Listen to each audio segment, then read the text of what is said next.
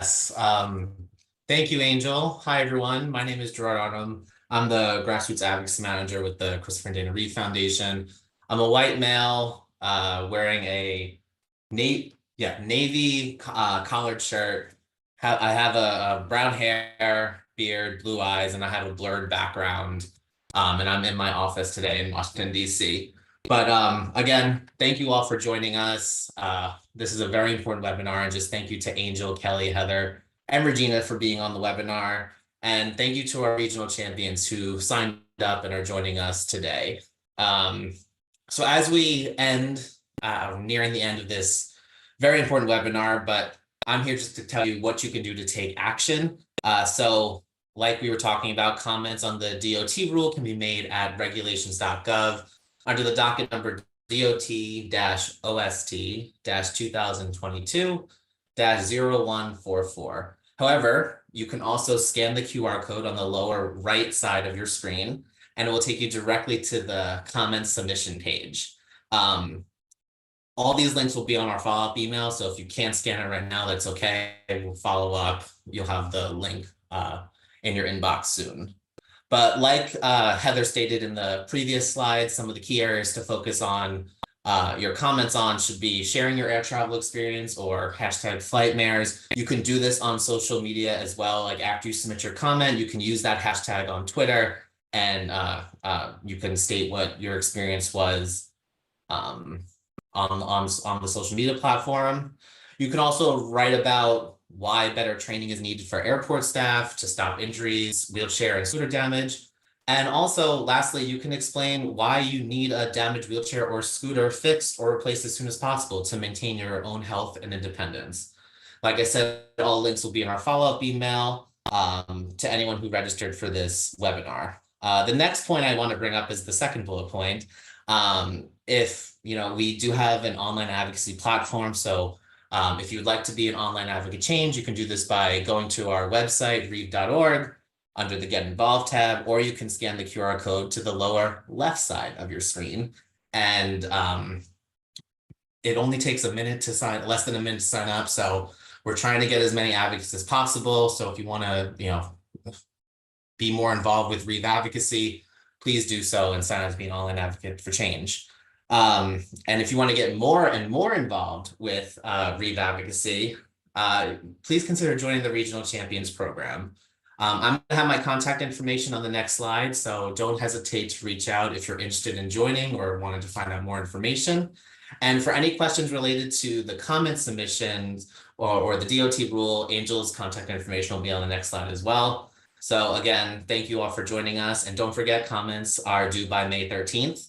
And I'm going to hand it back to Angel because we do have some time for Q&A. So thank you. Thanks so much, Gerard. And there was a question about, is there any specific social media platform to use the hashtag on? That was a question from Ann Potts. So Ann, Twitter is definitely one that we use, but you can use that on Instagram, Facebook. A lot of people are on TikTok. I'm not there, but I know that you can use it there as well. So whatever social media that you use to get the message out, please feel free to do so. But if you guys can bring up Heather back on and pin her, we do have a few questions that I wanted to share. So we had two questions, and you did talk about the onboard air, but I think this is something that people can comment on. There's a question on how would one get to the accessible bathroom if they cannot walk? And another one is, does dignified assistance include issues such as access to toilets in case the flight is very long? So I think I like that they frame it as dignified assistance in relation to the lavatories, because that could be commenting on two different areas, right? I completely agree, Angel.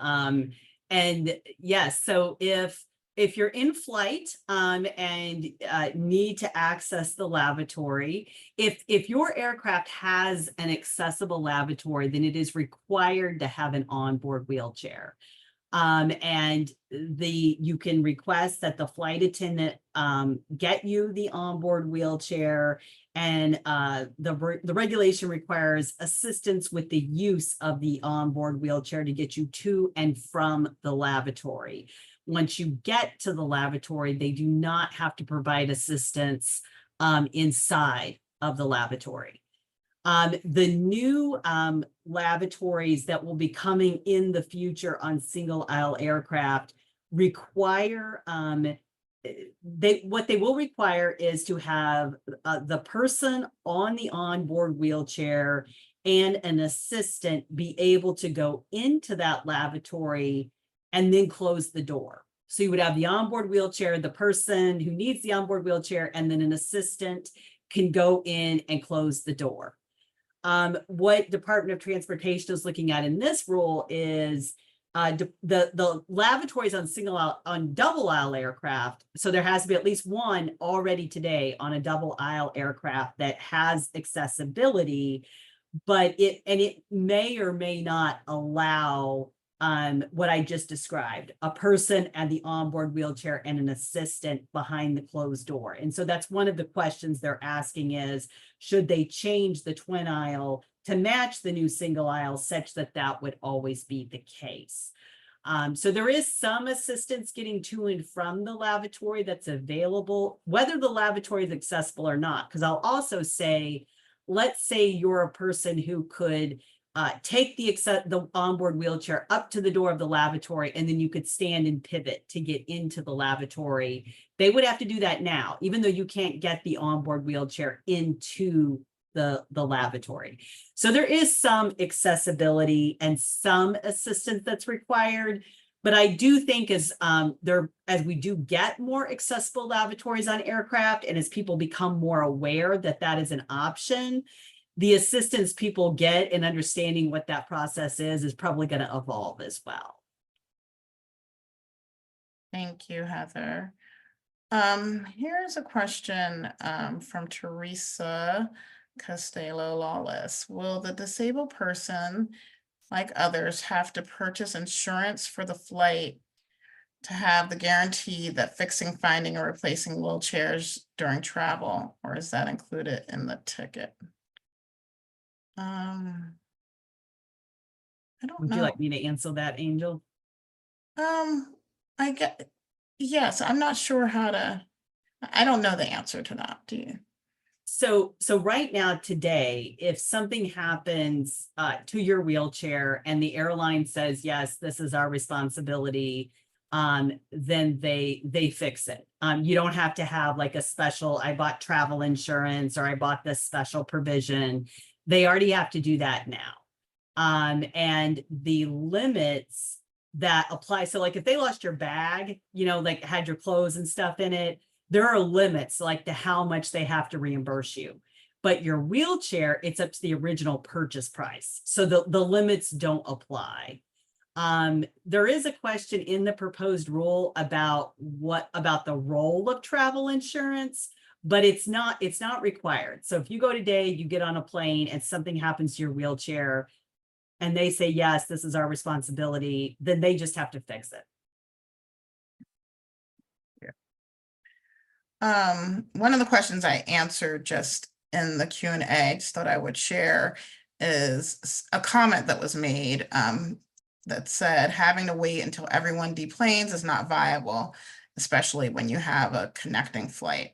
So Karen, who made this comment, this is definitely something that you should submit. This is one of the things that they would love to hear from you.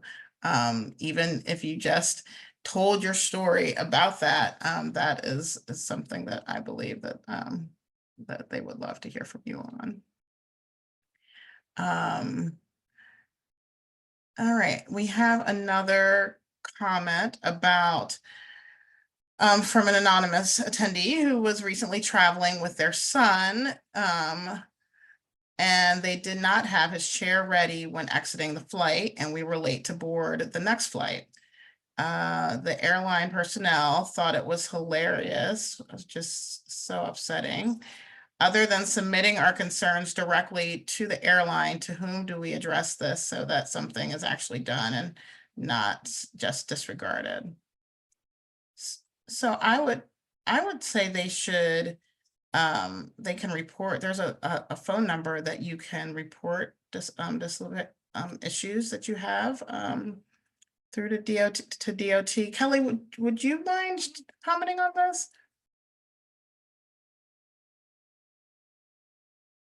You are on. Would you mind restating the question? Sure. So a woman was traveling and she had an issue with the airline not having her chair ready, her son's chair ready, and she was treated poorly by the airline. And she wants to know, other than just commenting through this proposed rule, I believe is the question now. I don't see the question.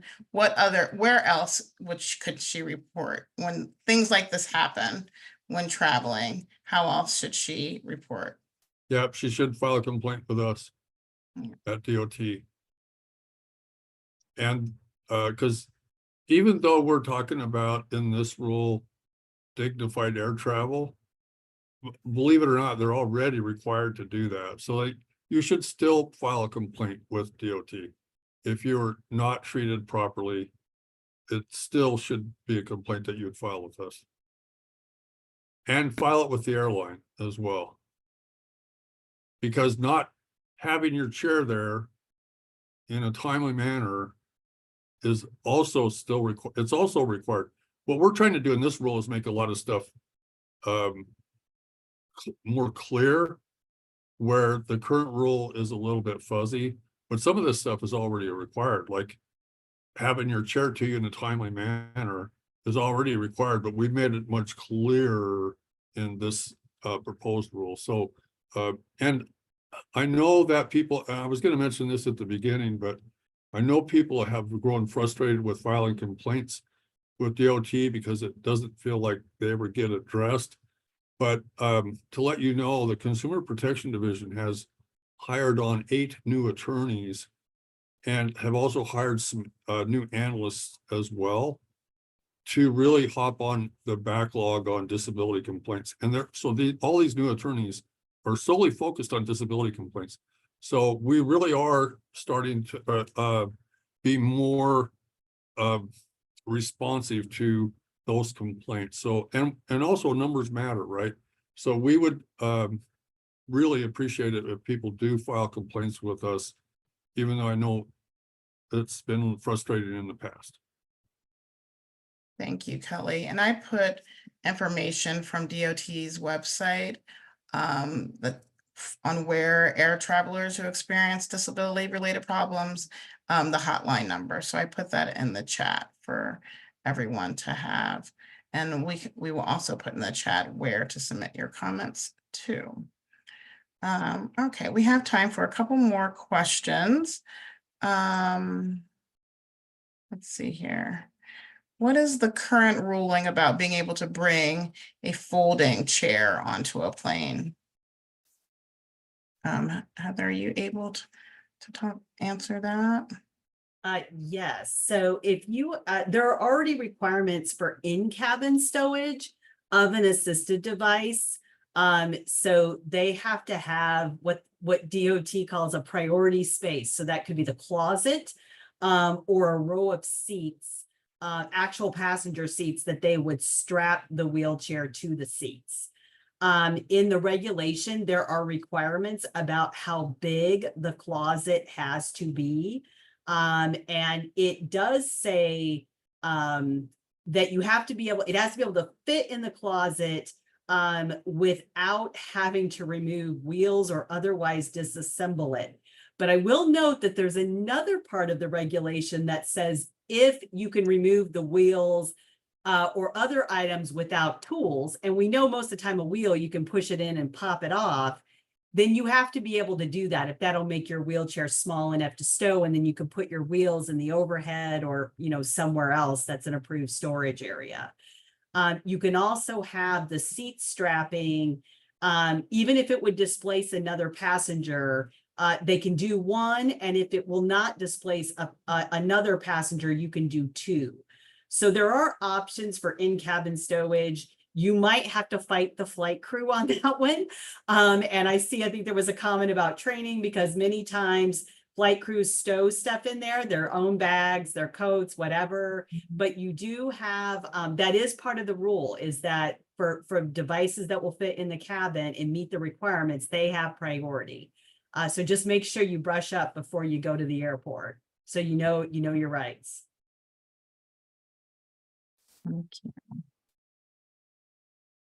Okay. I think there's one more. What about aisle chairs being in excellent shape? Do you wanna, you spoke a little bit about, there is something in the rule that talks about the aisle chairs. Right? Am I remembering that? Yes, there is. Well, there is the requirement that they be trained on how to Mhm. use the aisle chair. And what we're going to advocate collectively, I think, is that means you need to be able to spot when the wheelchair is missing a seatbelt, or is otherwise not in good repair, such that you get a new one, or don't use it, obviously, if that's going to endanger someone, and that that and you get a new one, because we know that many times the aisle chair is at best it's wet or dusty or dirty, and at worst it's got stuff falling off of it. So we hear you on that one, and I know that collectively we are going to comment on that.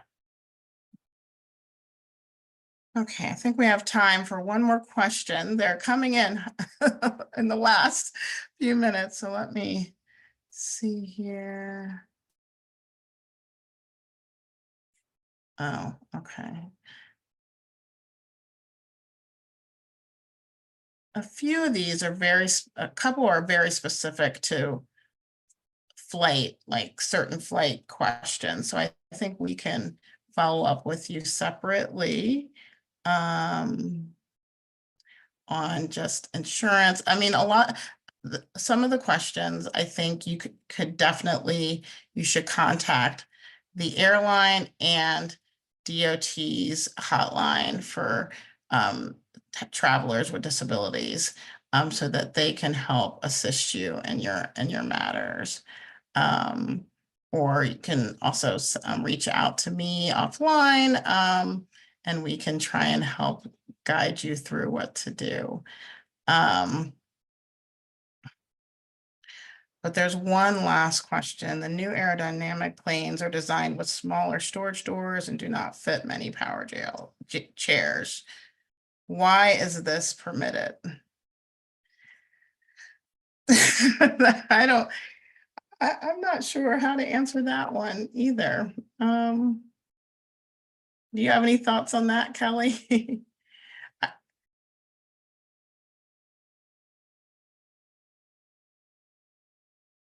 Oh, you're still muted, Kelly. I would say that's something you should include in your comments about the rule.